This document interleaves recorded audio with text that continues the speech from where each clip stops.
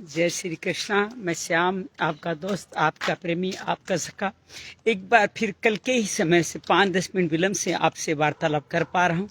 आज से जेठ मास लग गया है। राजस्थान में तेजा जी का गीत गाते हुए लाग्यो लाग्यो जेठ आषाढ़ कंवर तेजा रे, इस तरह से जेठ का आज आगमन शुरू हो गया है। हालांकि ऋतु की बात करें तो अभी भी ग्रीष्म ऋतु नहीं आई है। दिल्ली में कल परसों बारिश हुई, 2-4 दिन और बारिश होगी।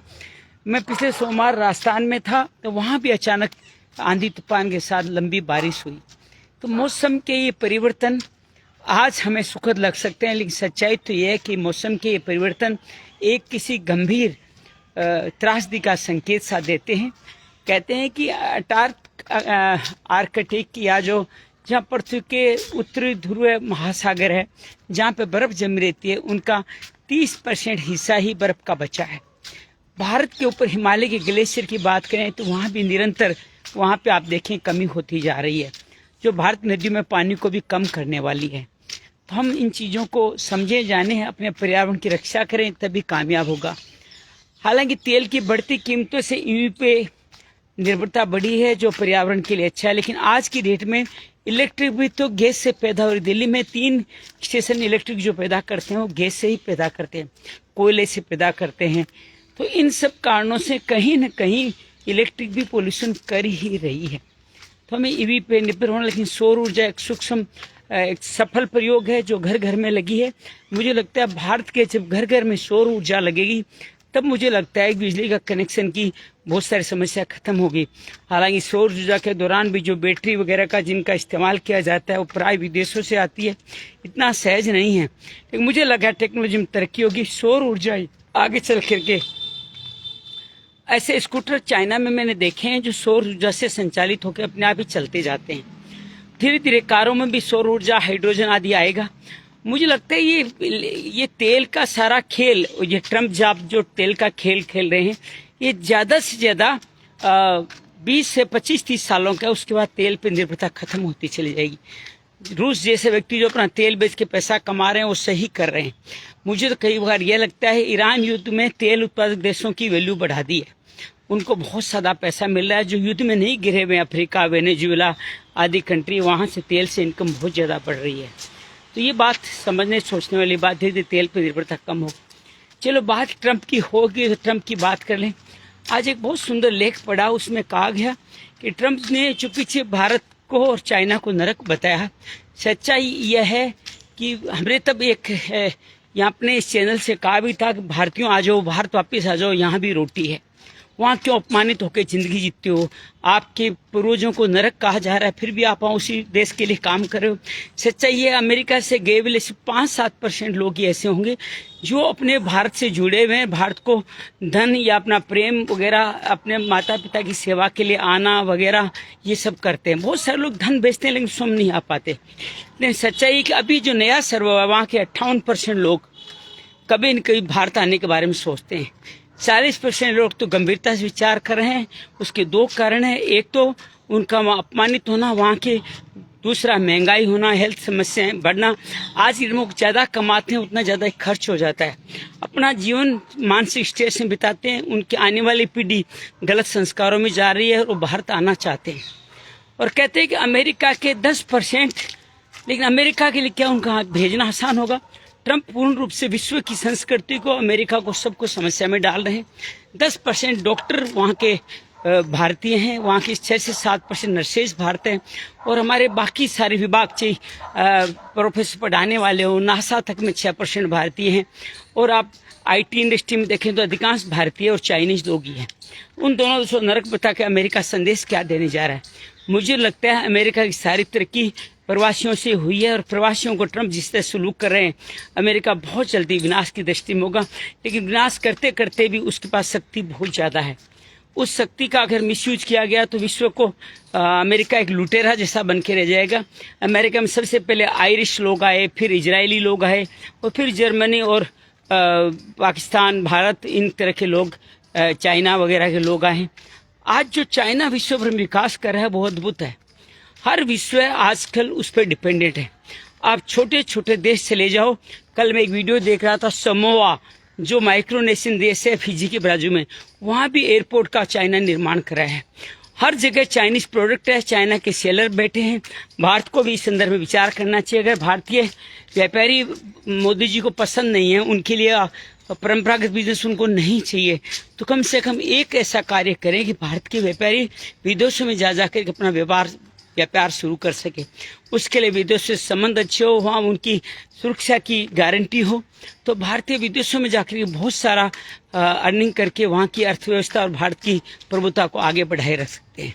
तो आज चलिए सबसे पहले विश्व की ही बात होगी, किस तरह से विश्व कार्य कर रहा है। उसके बाद कल बुद्ध पूर्णिमा थी, बुद्धम शरणम गच्छामि, धम्मम शरणम गच्छामि, संगम शरणम गच्छामि। ये मंत्र मन में आते आते रह गया था कि हम बुद्ध अर्थात प्रबुद्ध व्यक्तियों की, जो बुद्धत्व है, जो इनलाइटन है, उन लोगों की शरण में जाएं। और साथ में बुद्धम शरणम गच्छामि, धम्मम शरणम गच्छामि। धर्म क्या है हमारा?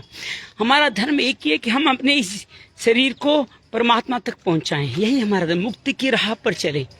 और हमारा धर्म एकमात्र धर्म यही है कि हमारे राग द्वेषों से मुक्त होकर के, क्लेशों से मुक्त होकर इस धर्म की राह पे आगे बढ़े। धर्म का मतलब यहाँ सनातन, बौद्ध, हिंदू, इस्लाम, यहूदी नहीं है। धर्म का मतलब है अपने आप को राग द्वेषों, क्लेशों से मुक्त करना। और ये सब अकेले नहीं करना, संघ के साथ मिलकर करना। तो संगम शरणम गच्छामि ये बहुत अद्भुत कार्य है। और भारत में बहुत सारी बातों के साथ हम लोग आगे बढ़ रहे हैं। जीएसटी कलेक्शन बढ़ा है, बहुत सारी 15 जून को नोएडा एयरपोर्ट एक नया इतिहास बन के प्रारंभ हो रहा है। लेकिन साथ ही घटना यह है कि तेल के दाम बढ़ने से एयर इंडिया ने 150 फ्लाइट्स अपनी बंद कर दी है। मुझे लगता है एयर इंडिया का ठीक है, तेल का बढ़ना अलग बात है, लेकिन मैंने एयर इंडिया का जितना देखा उनकी फ्लाइट की टाइमिंग गलत है। वो फ्लाइट के साधनों का बेहतर यूज नहीं कर रहे। इंडिगो अगर एक फ्लाइट की 5 चक्कर लगाती है तो एयर इंडिया 4 ही चक्कर लगाती है। तात्पर्य 20% से वहाँ कम यूज कर रहे हैं। सुविधाएं नागरिकों को अच्छी दे रहे हैं, लेकिन सुविधाओं को ना उनको वैल्यू भी नहीं मिल रही है। तो उनको भी कहीं न कहीं इंडिगो के मत पे चलना पड़ेगा अगर अपने आप को सर्वाइव करना है। ये तो एयर इंडिया जैसी बड़ी चीज़ जो भारत ने अपना गले का हार टाटा के गले में पहनाया था, अब टाटा किसके गले में पहनाएगा, ये सोचने की बात है। लेकिन भारत में कल मैंने देखा स्पाइस जेट के भी विमान नीचे आते जा रहे हैं और बहुत कम लोग ऐसे बचे हैं, बहुत कम लोग ऐसे विमान यात्राएं बची है। स्टार वगैरह नहीं आई है, आकाशा वगैरह, लेकिन वो भी सक्सेस नहीं हो पा रही है। तो भारत में एक तरह से इंडिगो का एकाधिकार सा होता जा रहा है। आज विदेश की चाइना की फ्लाइटें देखिए तो इंडिगो ने सब जगह शुरू की है। कलकत्ता से 2-2 फ्लाइट है, दिल्ली से 1 फ्लाइट है।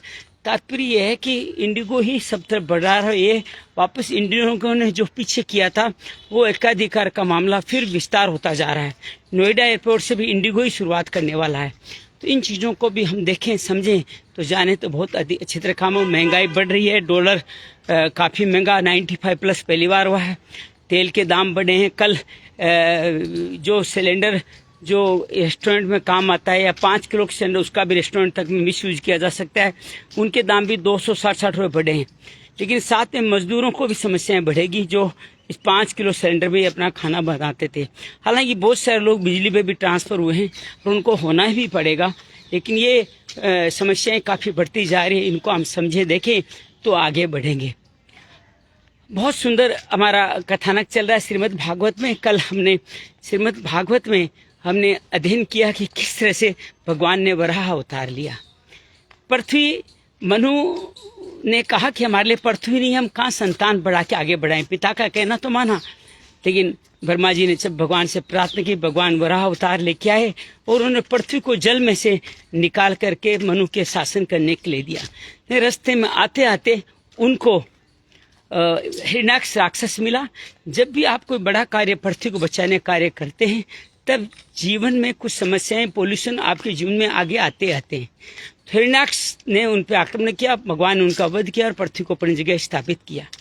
हिरण्याक्ष की पूर्व कथा यह है कि जो मनु शत्रुपा के 3 बेटियां थी, उसमें से एक बेटी दक्ष को ब्याही गई थी। दक्ष की 20 पुत्रियां थी, 20 में से 13 पुत्रियां कश्यप को ब्याई गई थी। पूरी सृष्टि कश्यपी दृष्टि की जाती है।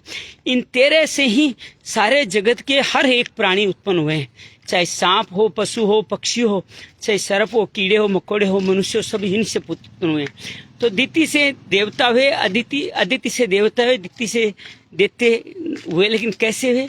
गलत समय में उन्होंने अपना संयम नहीं रखते हुए अपने बहनों की पुत्रवती होने की ईर्ष्या से जलते हुए उन्होंने काम वासना के अंतर्गत शाम का समय जो निषिद्ध काल होता है उसमें संसर्ग की प्रार्थना की। बहुत समझाया कश्यप मुनि ने कि समय उचित नहीं, लेकिन वो नहीं मानी। पत्नी का फर्ज धर्म निभाने के लिए उन्होंने उसका संसर्ग किया। तुरंत स्नान, गायत्री, संध्या आदि करके उन्होंने उसका शोधन किया और ध्यानस्थ हो गए। थोड़ी देर बाद दिति को भी अफसोस हुआ, मैंने गलत कार्य कर दिया है। तो वो आकर के ऋषि से प्रार्थना करती है, मेरे से गलती हो गई, क्या मेरे पुत्रों को अब कोई नुकसान तो नहीं होगा, किस तरह होगा, मेरा संतान होगी। महर्षि ध्यानस्थ होकर कहते हैं कि तुमने जो किया वो गलत तो किया लेकिन अभी भी रुद्र तुम्हारे कोई नुकसान नहीं करेंगे तुम्हारे में। लेकिन गलत समय में काम वासना के वश होकर के तुमने अपनी कामना वश में नहीं कि जो कार्य किया, तुम्हारे अधर्म अमंगलकारी 2 पुत्र हिरण्याक्ष, हिरण्यकश्यप होंगे। लेकिन उनके साथ खुशी की बात है, उनका वध, उनका अंत भगवान के हाथों से होगा। प्रसन्न होती है कि ब्राह्मणों के श्राप से नहीं मरेंगे, वो अपने भगवान के हाथों से मर के मुक्त हो जाएंगे। और ये भी एक वरदान दिए कि इन दोनों में से एक पुत्र के 4 पुत्र होंगे, उनमें से एक पुत्र भगवान का अनन्य भक्त होगा, जो भगवान का सेवक होगा और भगवान सिर के शीर्ष में हमेशा विराजित होगा।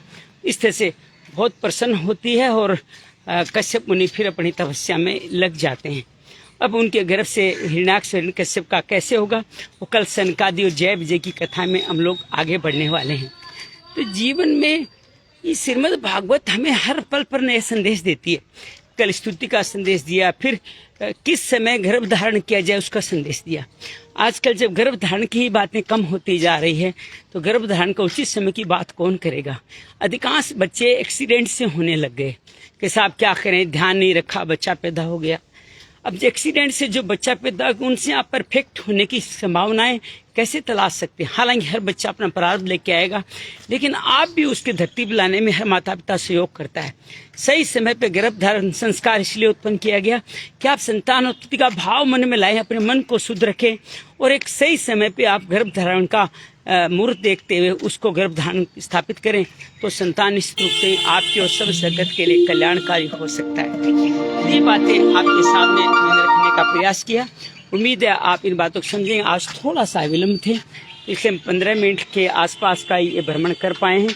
कि अब 8:30 बजे से हमारी श्रीमद् भागवत की आज तृतीय स्कंद का 16वां 17वां अध्याय शुरू होगा, जिसमें जय विजय, सनकादि और उनको कैसे श्राप मिला, कैसे दिति के 2 बच्चे आए और कैसे संसार उनके आने से डोल गया और कैसे माता घबराती है, उसका हम चरित्र समझेंगे। आपका बहुत सारा आभार। इसी तरह हमारे साथ जुड़े रहें। आपके मन में किसी भी तरह का श्रीमद् भागवत से जुड़ा हुआ कोई मन में सवाल हो, कृष्ण कब पढ़े, क्या पढ़े, क्यों पढ़े, तो उससे आप बताने की आप हमें बताइएगा, आपको बहुत अच्छा लगेगा। तो आप सबका बहुत सारा आभार करता हूँ। आदरणीय मूलचंद यादव जो हमारे से जुड़े हैं उनका भी बहुत सारा आभार। मंगल हो।